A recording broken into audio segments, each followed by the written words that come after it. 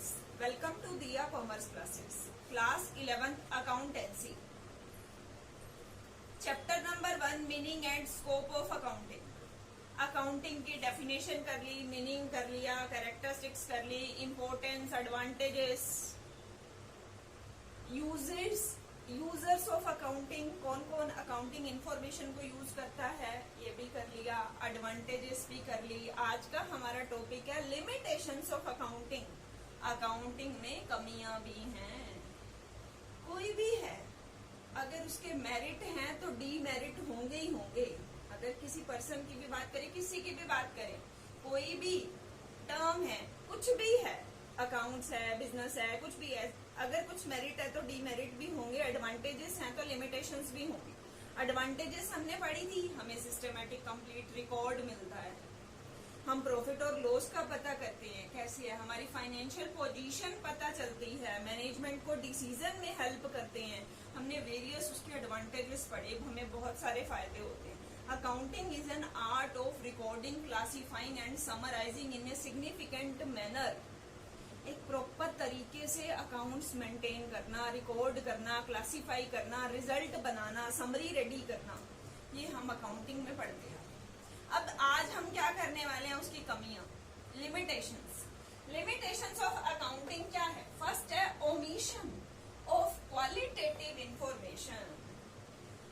Accounts में only quantitative information को लिखा जाता है, क्वालिटेटिव इंफॉर्मेशन को नहीं लिखा जाता. जिस टर्म को मनी में मेजर नहीं कर सकते, जिस फैक्ट को मनी में मेजर नहीं कर सकते, उसको हम अकाउंट्स में राइट नहीं कर सकते. एग्जाम्पल, आज मैनेजमेंट और एम्प्लॉइज के बीच में, लेबर के बीच में बहुत बड़ा डिस्प्यूट अराइज हो गया. कल वर्कर काम पे नहीं आने वाले. एक बहुत बड़ा शौक है बिजनेस के लिए. वर्कर और मैनेजमेंट के बीच में डिस्प्यूट हो गया, झगड़ा हो गया, वर्कर काम पे नहीं आने वाले. पता नहीं कितने दिन तक हमारा बिजनेस लॉकडाउन रहे, स्ट्राइक रहे. इम्पोर्टेंट फैक्ट है, बट हम अकाउंट्स में इसको रिकॉर्ड नहीं कर सकते, क्योंकि इसमें को मनी में मेजर नहीं कर सकते, या कोई ट्रांजैक्शन नहीं है, इसको मनी में मेजर नहीं कर सकते. सिर्फ हम उन एंट्रीज को लिखते हैं जिनको क्वांटिफाई किया जा सके, मेजर किया जा सके. ओमिशन, क्वालिटेटिव इंफॉर्मेशन मिसिंग है. एक एग्जांपल और ले लेते हैं. हमारा मैनेजमेंट बहुत एफिशिएंटली वर्क करता है, उसकी वजह से हमारा प्रॉफिट बहुत अच्छा जाता है. अब मैनेजमेंट एफिशिएंट है, अच्छा काम कर रहा है, मैनेजमेंट क्वालिटी है हमारे मैनेजमेंट में, लेकिन इसको हम इस क्वालिटी को रिकॉर्ड नहीं कर सकते. सिर्फ रिकॉर्ड किसको कर सकते हैं? क्वांटिटी को. जैसे अभी मैं आपको कहूँ कि आप बहुत इंटेलिजेंट काउंट नहीं हो सकता. परसेंटेज बताऊं कि आपके 100% मार्क्स आए, 99% मार्क्स आए. क्वांटिफाई जिसको कर लिया उसी को रिकॉर्ड कर सकते हैं. जिसको रिकॉर्ड क्वांटिफाई नहीं कर पाए, उस क्वालिटी को रिकॉर्ड नहीं किया जाता. और ये सबसे बड़ा ड्रॉबैक है अकाउंटिंग का. बिजनेस में बहुत सारे फैक्ट ऐसे होते हैं जिनको क्वांटिफाई नहीं किया जा सकता, क्वांटिटी में मेजर मतलब मनी में मेजर नहीं किया जा सकता, तो हम उसको रिकॉर्ड नहीं. सबसे बड़ी limitation, omission of qualitative information. Second, based on historical cost. मैंने अपने बिजनेस के लिए एक बिल्डिंग खरीदी 5 लाख की. 10 साल पहले बिल्डिंग कितने की खरीदी? 5 लाख की. आज उसका प्राइस हो गया 25 लाख. बट मैं मेरे बैलेंस शीट में कितना दिखा रही हूँ? 5 लाख. मेरी क्या कंसेप्ट है? मुझे बिल्डिंग को बेच के थोड़ी प्रॉफिट कमाना है, मुझे तो बिल्डिंग को यूज करके प्रॉफिट कमाना है. हमारे अकाउंट्स कौन सी कॉस्ट पे बनते हैं? हिस्टोरिकल कॉस्ट पे. बिल्डिंग कितने की खरीदी वही दिखाओ, लैंड कितने की खरीदी वही दिखाओ. आज का रेट हमें शो नहीं करना, तो इसका मतलब हमारी बैलेंस शीट हमारी ट्रू फाइनेंशियल पोजीशन शो नहीं करती, सच्ची नहीं है. फिर आज तो बिल्डिंग हमारी 25 लाख की हो गई, आज भी हम तो बैलेंस शीट में 5 लाख दिखा रहे हैं. इसका मतलब हमारी बैलेंस शीट ट्रू और फेयर रिप्रेजेंटेशन नहीं देती। ये अकाउंट्स की कमी है। इसमें एसेट को किस पे रिकॉर्ड किया जाता है? हिस्टोरिकल कॉस्ट पे, जितने पे वो खरीदी थी। आज के प्राइस से इसका कोई लेना देना नहीं। ये बहुत बड़ी कमी है। नेक्स्ट चलते हैं, influenced by personal judgement. Account prepare करने वाला अकाउंटेंट भी अपनी पर्सनल जजमेंट जोड़ देता है इसमें, अपनी मर्जी चला जाता है। कैसे? साल के एंड में हम क्लोजिंग स्टॉक कैलकुलेट करते हैं कि हमारे पास गुड्स कितनी पड़ी हैं अनसोल्ड, जो बिना बिके रह गई। स्टॉक पड़ा है जो इस साल नहीं बिका, नेक्स्ट ईयर आगे लेके जाएंगे। इसमें कुछ रॉ मटेरियल का स्टॉक होगा, कुछ वर्क इन प्रोग्रेस, आधा काम हो गया, आधा रहता है, कुछ फिनिश्ड गुड्स होंगे, वो बिना बिके रह गई। अब उसको किस वैल्यू पे लिखें?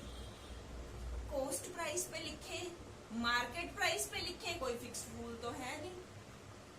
अकाउंटेंट अपनी मर्जी चला जाएगा। अगर उसको प्रॉफिट ज्यादा शो करना है तो वो स्टॉक को ज्यादा वैल्यू पे दिखाएगा, अगर उसको प्रॉफिट कम शो करना है तो वो स्टॉक को कम वैल्यू पे दिखाएगा। पर्सनल जजमेंट हो गई, बायसनेस हो गई। एग्जैक्ट रूल नहीं था तो उसने अपनी मर्जी चला ली, जो कि गलत है। एग्जैक्ट होना क्या चाहिए?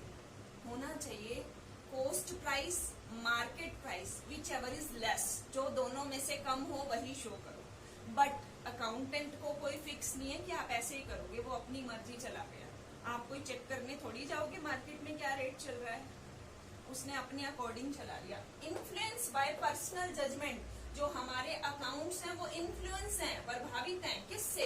एक पर्सन की पर्सनल व्यू से, पर्सनल जजमेंट की, उसके अकॉर्डिंग क्या होना चाहिए वो वही करेगा। Next, based on accounting concept and convention.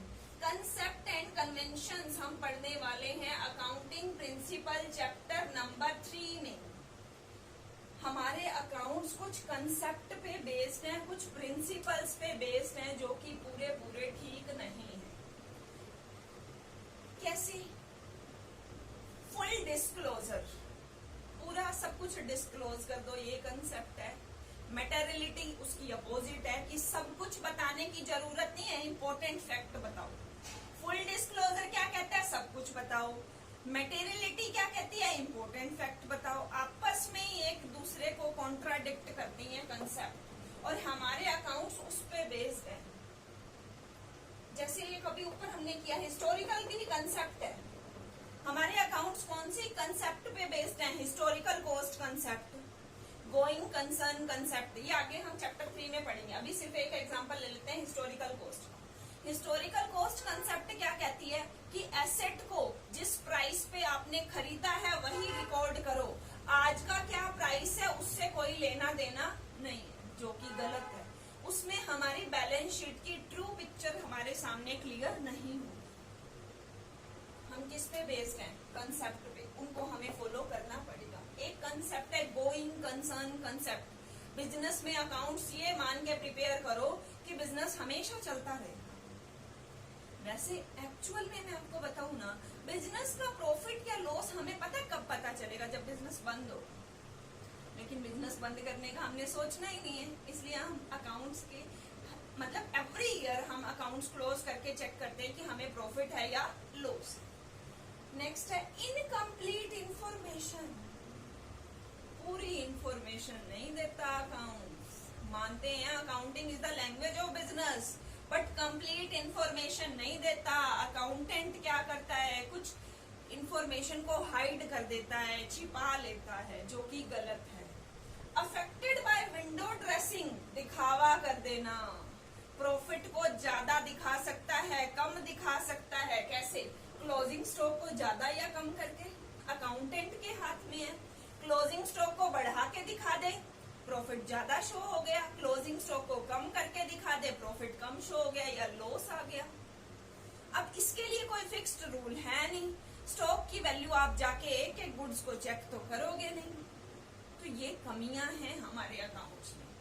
Unsuitable for forecasting, हमारे जो अकाउंट्स हैं वो पास्ट के लिए बने हैं, पास्ट रिकॉर्ड है, फ्यूचर में क्या होने वाला है हम इसके बिहाफ पे प्रिडिक्ट नहीं कर सकते, भविष्यवाणी नहीं कर सकते कि पिछले साल ये हुआ तो अगले साल ये होगा। ये पास्ट रिकॉर्ड है, लेकिन फोरकास्टिंग नहीं करते, फ्यूचर को फोरकास्ट नहीं करके बताते कि लास्ट टाइम ये प्रॉफिट हुआ तो इस टाइम ये होगा।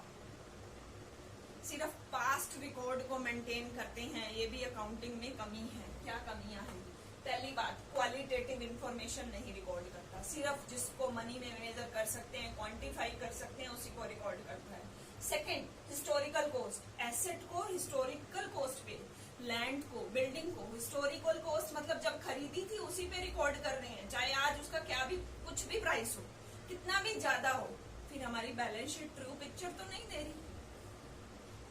Influence by personal judgement, accountant खुद से ही चेंजेस कर रहा है, क्लोजिंग स्टॉक को ज्यादा दिखा सकता है, कम दिखा सकता है, जिससे उसकी पर्सनल जजमेंट जुड़ गई, उसको जैसे ठीक लगता है वो वैसे करेगा, जो कि गलत है, कोई फिक्स रूल है नहीं। Based on accounting concept and convention, concept पे बेस्ड है, जो कि कुछ एक कंसेप्ट हमें रियलिस्टिक नहीं लगती, सही नहीं लगती। जैसे हिस्टोरिकल कॉस्ट, हम अकाउंट्स बनाते हैं हिस्टोरिकल कॉस्ट पे, ये कंसेप्ट है जो कि गलत है। आज बिल्डिंग की वैल्यू 25 लाख है, हम तो आज भी 5 लाख की शो कर रहे हैं, जो कि फेयर और ट्रू पिक्चर हमारी सामने नहीं आ रही balance sheet. Next, proper information नहीं दे रहा, इंफॉर्मेशन को छुपाया जा रहा है। विंडो ड्रेसिंग, दिखावा करके प्रॉफिट को बढ़ा के या घटा के दिखा सकता है अकाउंटेंट। अनसूटेबल फॉर फोरकास्टिंग, ये पास्ट डाटा है, पास्ट के रिकॉर्ड को बता रहा है, लेकिन फ्यूचर के बारे में ये कुछ भी सर्टेनली कह नहीं सकता, फोरकास्ट नहीं कर रहा। ये कमियां हैं हमारे अकाउंट्स में। हम इसके एडवांटेजेस भी बहुत है, लेकिन कुछ एक कमियां हैं। इनकी इंफॉर्मेशन को यूज करते टाइम हमें इन लिमिटेशंस को ध्यान में रखना चाहिए। अकाउंटिंग इंफॉर्मेशन को यूज करते टाइम हमें ये सारी लिमिटेशन माइंड में रखनी है कि ये कमी हो सकती है। अकाउंट्स एक ट्रू और फेयर पिक्चर नहीं देते, लिमिटेशन से हमने ये कंक्लूजन निकाला। यहाँ तक आपको कोई भी डाउट हो, आप कमेंट बॉक्स में अपना डाउट लिख सकते हैं। फर्स्ट चैप्टर का हमारा एक लास्ट टॉपिक रह गया, क्वालिटेटिव कैरेक्टरिस्टिक्स, वो हम नेक्स्ट वीडियो में कर लेंगे। उसके बाद हम स्टार्ट करेंगे chapter number 2। Okay, bye, take care, thank you.